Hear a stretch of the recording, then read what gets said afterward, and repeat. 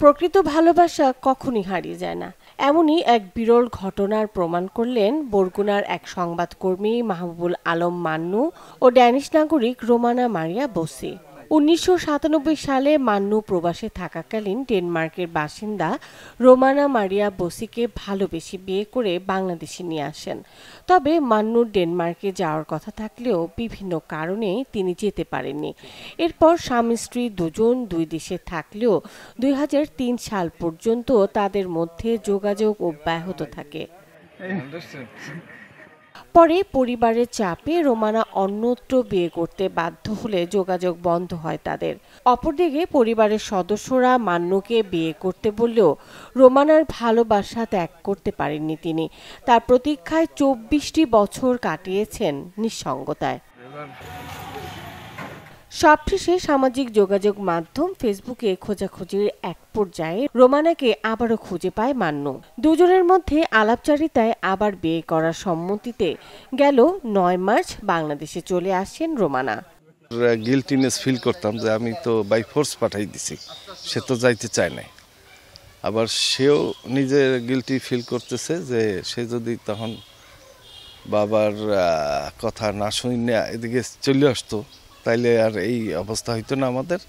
তো এখন সেও সুখী আর আমিও সুখী। আর সবসময় মানসিকভাবে ক্লিয়ার থাকা, যেটারে ভালোবাসলে ভালোবাসার মতোই ভালোবাসা উচিত, কোনো ফাঁকিবাজি না করলে। হ্যাঁ, মানে নিয়ত যদি খারাপ থাকে তাইলে সুখী হওয়া যায় না।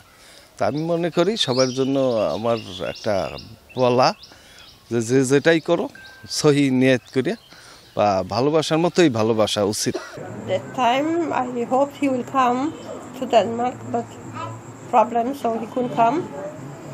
And after my father wanted me to divorce him, which I did, and married again. Yeah.